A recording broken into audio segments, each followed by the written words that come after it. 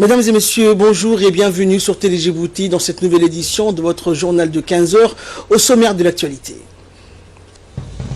Journée mondiale de l'alimentation, notamment dans la région de l'unité à Dikil, inauguration d'adduction d'eau potable à As'ela. Et au Yémen, l'Organisation des Nations Unies consolide une trêve de 3 jours. Également, dans cette édition, nous allons parler bien sûr du programme YALI, Young African Leaders Initiative, initié par le président Obama, qui offre l'occasion aux jeunes leaders africains d'effectuer un séjour d'une semaine aux États-Unis. Et durant cette période, les bénéficiaires de la bourse reçoivent différentes formations fournies par des enseignants de grandes universités américaines. Pour nous en parler, dans cette édition, un des jeunes Djiboutiens qui a bien sûr profité et bénéficié de cette formation, Bahnan Omar Lula, qui sera avec nous dans cette édition et qui répondra à notre question à la fin de l'actualité nationale. Merci à vous d'être avec nous. Merci donc, chers téléspectateurs, de nous recevoir chez vous et bienvenue à vous dans cette édition. Comme chaque année, au petit matin, l'ambassadeur extraordinaire et plénipotentiaire de la République de Djibouti à Riyad et le doyen du corps diplomatique en Arabie Saoudite, Diaeddine Saïd Bamakhrama, a représenté hier les ambassadeurs musulmans accrédités en Arabie Saoudite à la cérémonie de nettoiement de la Kaaba, la sainte mosquée de Makkah al-Mukarrama. Il s'est trouvé aux côtés de son Altesse Royale le prince Khaled Al-Faisal, émir de la région de Makkah et représentant du serviteur des lieux saints de l'islam, le roi Salman bin Abdulaziz Al-Saoud, le grand imam Cheikh Abdurrahman Al-Soudaisi, responsable des 2 lieux saints mosquées de la Mecque et de Médine, a participé à cette cérémonie. Cette cérémonie est organisée le 15e jour du Nouvel An musulman, soit le 15e jour du mois de Muharram de l'Hégire. En nouvelle nationale toujours, le secrétaire d'État à la jeunesse et au sport a reçu hier dans son cabinet une délégation du Bureau des Nations Unies pour les services d'appui au projet UNOPS. Une délégation a été composée de la directrice régionale du bureau de l'UNOPS qui couvre l'Éthiopie, Djibouti et le Soudan, Worknet Gonet, et le coordinateur des programmes Jean-Yves Barba. Ont également pris part à cet entretien le secrétaire général et le directeur des projets du secrétariat d'État à la jeunesse et au sport, Madame Gonet, a remercié le gouvernement djiboutien et le secrétaire d'État en particulier pour l'accueil qui lui a été réservé. D'origine éthiopienne, elle s'est déclarée ravie de se retrouver à Djibouti, se sentant chez elle. Après avoir présenté les différentes missions de son bureau, elle a assuré le ministre et les responsables de sa disponibilité à soutenir le pays dans le renforcement de ses infrastructures sportives. Et dans ce sens, elle a évoqué le projet de réhabilitation des 17 centres de développement communautaire déjà en cours.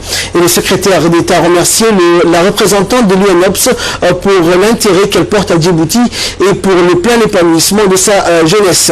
Le secrétaire d'État a en outre soumis à Worknet Gonet d'autres projets dont la réalisation d'aires de jeu et de centres de loisirs dans les quartiers. Et dans le cadre de l'élaboration d'une politique visant à planifier les naissances et préserver la santé de la mère et de l'enfant, le ministère de la Femme et de la Famille, avec l'appui des fonds des Nations Unies pour la population, le FUNIAP, a initié des rencontres avec les décideurs politiques et les responsables des différents départements ministériels pour plaider cette cause. Ces rencontres ont démarré hier et se poursuivront jusqu'au 20 octobre prochain. La première réunion de Mme Moumina Ahmed Hassan, ministre de la Femme et de la Famille, avec ses homologues membres du gouvernement, a vu la participation de plusieurs ministres, à savoir le ministre de l'Éducation nationale, de la formation professionnelle, celui du travail chargé de la réforme de l'administration, des affaires musulmanes, de la culture et des biens WARF, et le secrétaire d'État chargé des affaires sociales et de la jeunesse et au sport, ainsi que les représentants de la présidence, de la primature et de l'Assemblée nationale, la secrétaire générale de l'UNFD, les secrétaires généraux des ministères de la Justice et des affaires pénitentiaires chargés des droits de l'homme et de la santé. Cette rencontre visant à formuler une politique nationale en matière de planification familiale a permis de présenter l'ébauche de la stratégie à suivre. Et ce premier document a été largement commenté et enrichi par les interventions des différents ministres. Le but recherché à travers la planification des naissances et la sauvegarde de la santé maternelle et infantile est d'initier notamment une démarche participative. C'est à travers une réunion collective et multisectorielle que les bons résultats peuvent être obtenus.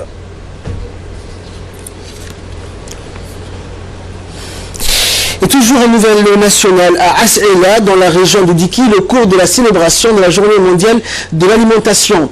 Le ministère de l'Agriculture, Mohamed Ahmed Awale, a inauguré ce dimanche une conduite d'adduction d'eau potable. Cette conduite va permettre à toute la population de As'ila d'utiliser et de consommer une eau potable. Un réservoir de 200 mètres cubes a été installé et plusieurs bornes fontaines mises à la disposition des habitants de la localité. Ce projet d'adduction d'eau potable a été initié par la direction de l'eau et suivi jusqu'à sa finalisation par la responsable de cette unité, Souad Suleiman Ahmed. Grâce à ce réseau d'adduction d'eau potable, les habitants de As'ila n'effectueront plus de longs trajets pour aller chercher de l'eau. Les techniques de la direction de l'eau ont travaillé d'arrache-pied pour achever ce projet. Que cela va pouvoir servir toutes les populations et nous comptons continuer le bon travail que nous avons fait avec le ministère de l'Agriculture pour nous assurer que toutes les femmes, les enfants et les populations de Djibouti aient accès à de l'eau potable. Donc c'est un travail de longue haleine qu'on a mené avec le soutien financier de l'UNICEF. Sincèrement, nous sommes satisfaits, que ce soit le ministère, la direction et la population. Nous avons réussi à rétablir, à enlever le spectre de la soif dans ce village. Alhamdulillah, ça a duré presque 8 mois, mais aujourd'hui, je pense que ça méritait qu'on attende les 8 mois. Et lors de sa brève déclaration faite à la presse, le ministre de l'Agriculture, Mohamed Ahmed Awale, a indiqué que ce réseau d'adduction d'eau va faciliter l'accès à l'eau potable à toute la population de la localité de As'ila. Nous écoutons le ministre. Je ne peux même pas imaginer qu'il y a de l'eau douce avec une très forte pression au village d'As'ila. Vous aurez beaucoup de jaloux parce qu'il y a des villes qui n'ont pas une eau de très bonne qualité avec une très forte pression. Soyez satisfaits. Et à l'occasion de la célébration de la Journée mondiale de l'alimentation, la FAO, en partenariat avec le ministre de l'Agriculture, a octroyé un cheptel de caprin à de nombreux ménages des zones rurales de la région d'Ali Sabié. Ces opérations ont débuté dans la matinée du 16 octobre dans le secteur de Doudou Balalé. En ce lieu, des familles des 3 zones rurales longeant le Grand Bara, d'Araoussa, de Garoulé et de Haboukta ont reçu chacune 10 têtes de bétail, soit 9 chèvres et 1 bouc. La cérémonie de distribution a vu la présence du préfet adjoint de la région, Mohamed Ahmed Abbas, du directeur régional du ministère de l'Agriculture, de l'élevage de l'eau et de la pêche, Abdi Bouh, d'un technicien des services de l'élevage et du coordinateur de la FAO dans cette zone. À cette occasion, le préfet adjoint a exhorté les bénéficiaires de s'attacher à leur vie rurale en protégeant dans toutes les circonstances leur cheptel comme nos ancêtres autrefois. Et pour sa part, le directeur régional du ministère de l'Agriculture a rappelé que c'est la 4e fois qu'une telle opération de don de cheptel se déroule dans le secteur dans le but de nous éviter un exode rural sans avenir. Ces opérations d'octroi de caprin à ces nombreuses familles vivant en brousse surviennent après plusieurs années de sévères sécheresses qui ont partiellement décimé le bétail. Et à présent, comme annoncé en début de cette édition, nous allons retrouver bien sûr l'un des jeunes djiboutiens, Bahnan Omar Lula, qui a participé au programme et qui a été initié par le président américain Barack Obama, YALI, Young African Leaders Initiative, l'occasion pour les jeunes africains, leaders africains, d'effectuer un séjour de 6 semaines aux États-Unis. Et durant cette période, les bénéficiaires de la bourse reçoivent différentes formations. Arrêtez-moi si je me trompe. Non, vous avez raison, allez-y. Fournies par des enseignants des grandes universités américaines. L'objectif, c'est de former chaque année quelques 500 jeunes, je pense que ça a été doublé cette année, jeunes leaders africains dans 3 domaines différents qui sont l'entrepreneuriat, l'entrepreneuriat et les affaires, l'administration publique ainsi que la citoyenneté. Voilà. Donc, contrairement aux éditions précédentes, seulement 500 personnes ont été sélectionnées, l'effectif des boursiers a été doublé en 2016. Alors, Bahnan, d'accord, d'abord, merci d'avoir accepté notre invitation. Parlez-nous de vous et du programme YALI. Merci Ahmed de me donner la parole. Je suis ingénieur de formation en mécatronique et système embarqué. Après avoir travaillé un peu dans le secteur privé et aussi assuré quelques enseignements en tant que vacataire à l'université de Djibouti, je travaille actuellement à Djibouti Telecom en tant qu'ingénieur radio support. Et en effet, notre pays ne dispose d'aucune ressource naturelle ou peu de ressources naturelles et nous faisons face à des challenges technologiques dans le domaine des énergies renouvelables, des télécommunications, du transport maritime. C'est pourquoi pour moi il était primordial de toujours rester en veille technologique et ce afin de contribuer au développement de mon pays et avec humilité. Le programme YALI, Young African Leader Initiative ou Mandela Washington Fellow, est un programme phare du président américain qui a été initié par le président américain M. Barack Obama pour les jeunes africains afin de renforcer leurs capacités tant personnelles que professionnelles. Cette année, plus de 55 000 jeunes africains ont participé au concours, seulement 1000 ont été retenus. Le programme consiste en effet, comme vous l'avez dit tout à l'heure, à passer 6 semaines dans l'une des meilleures universités aux États-Unis et le programme se subdivise en 4 formations. Cette année, ça a été 4 formations. Je suis d'accord avec vous, les années précédentes, il n'y avait que 3 formations. Donc les 4 formations sont Public Management, Administration publique, comme vous l'avez cité tout à l'heure, Civic Leadership, Énergie, Business et Entrepreneurship. En fait, dans mon cas, j'ai participé dans le track de Business et Entrepreneurship. D'accord. Donc, de quel genre personnel soit-il avez-vous bénéficié en participant à ce programme, à cette initiative? Nous allons bénéficier en effet dans ce programme une formation la cogénération, la transformation des biogaz et aussi dans le domaine du management, le changement climatique, le développement durable et le strategic sourcing, à l'approvisionnement stratégique et aussi le développement des pépinières technologiques. Nous avons pu visiter des institutions publiques telles que la Réserve fédérale, des grandes entreprises telles que Johnson & Johnson et Waste Management, des centres historiques tels que le musée de Malcolm X. Nous avons pu aussi faire un réseautage dans les différents forums et conférences qu'on a assisté dans l'État de New York. Donc, ma dernière question, maintenant que vous avez acquis une expérience de 6 semaines aux États-Unis grâce au programme YALI, avez-vous des projets en cours ou des projets que vous aimeriez lancer dans le futur à Djibouti ou à l'étranger? Effectivement, Ahmed, pour moi, participer à ce programme, le plus important, c'était pas d'aller aux États-Unis, c'était d'en revenir afin de mieux servir mon pays.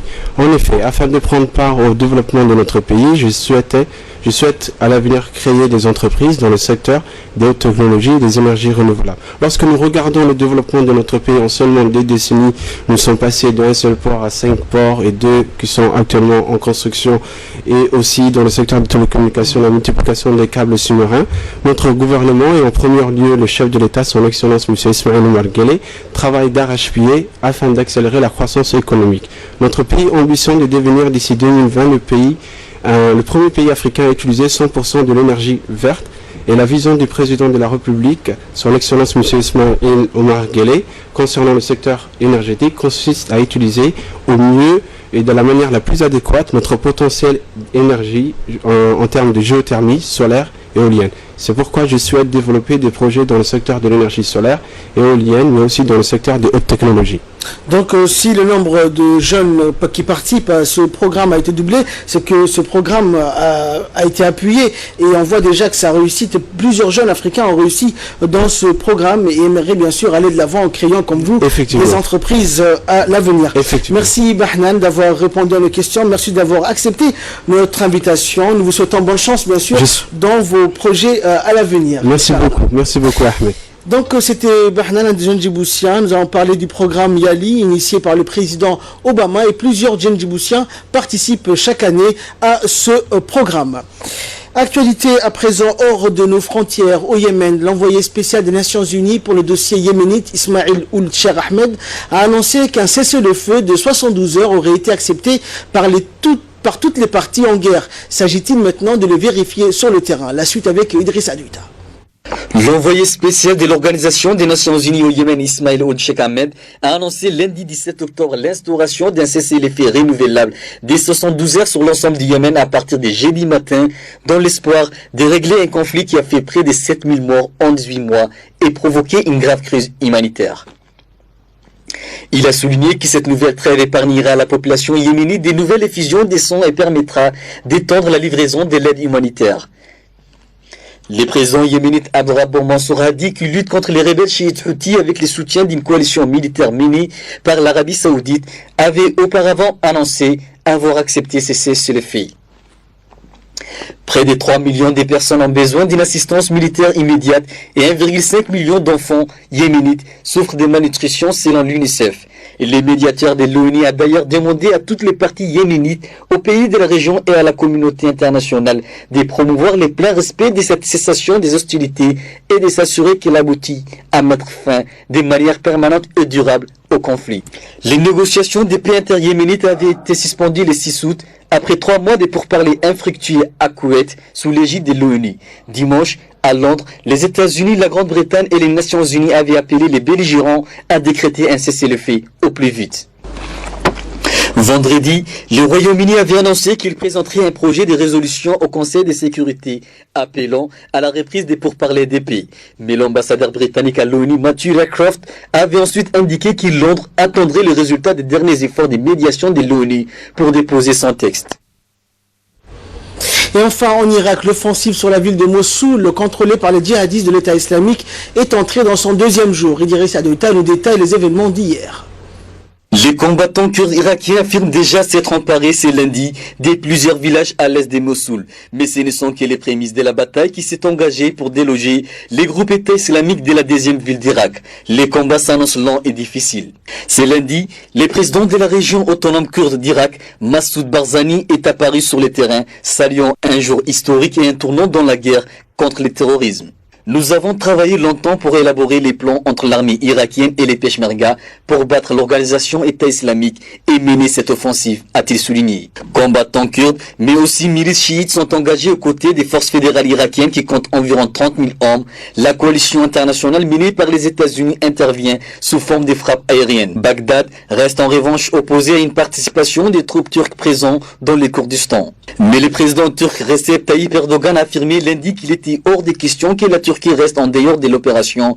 Nous avons 350 km de frontières avec l'Irak et autant de menaces, a-t-il rappelé. L'opération militaire consiste dans un premier temps à traverser les lignes djihadistes pour gagner des abords de la ville avant des combats de rue. Les combats pourraient durer des semaines voire plus selon la coalition internationale. C'est la fin de ce journal. Merci à vous de l'avoir suivi. Nous allons retrouver dans quelques instants le focus avec Negat Fouad, mais avant l'appel à la prière d'Allah. Joindre pour ce focus de l'après-midi avec Negat Fouad. Donc au Negat, nous allons parler bien sûr des jeunes lycéens qui ont été pris en otage par Boko Haram et 83 autres lycéens de Chibok pourraient être libérés. Non, effectivement, des négociations entre le gouvernement nigérien et la secte islamique Boko Haram en fait pourraient aboutir à la libération de 83 autres lycéens de Chibok, a indiqué le porte-parole de la présidence. Donc les dernières pourparlers de l'administration en fait nigériane veut parvenir à libérer toutes les lycéennes kidnappées un jour d'avril 2014 par le secte islamique Boko Haram. D'ailleurs, le ministre nigérien Ahmed de l'information ne cache pas que les négociations avec le Boko Haram ne sont pas finies tant que les filles ne seront pas libérées. Donc il annonce également que ces négociations en cours pourraient aboutir dans un bref délai à la libération davantage de filles. Exactement 83 filles, précise Karba, le porte-parole de la présidence, pourraient être libérées. Donc ces derniers a par ailleurs souligné que les lycéennes ne seraient plus détenues par la faction de Boko Haram, mais plutôt par celle de son rival Mama Nour, une situation qui illustre bien le clivage au sein de ces groupes en fait qui détiennent le pouvoir. Et enfin, nous allons parler de sport. L'Olympique de Marseille officiellement vendu à l'américain Frank McCourt. Effectivement, donc l'Olympique de Marseille a changé de propriétaire lundi après-midi. Donc fin de suspense d'une journée où les supporters de l'Olympique marseillais ont compté les heures impatiemment, attendu que l'officialisation tombe. C'est arrivé donc Ahmed sur le coup de 18h25. L'OM en fait a changé de propriétaire et appartient désormais à l'américain Frank McCourt. L'affaire a été conclue lundi à Paris. La prise du pouvoir de l'Olympique est arrivé dès lundi après-midi, donc de la présidence qui a été choisi. Donc, merci Magal pour toutes ces précisions. Merci à vous de nous avoir suivis. Excellent programme, suite de programme sur Télé Djibouti.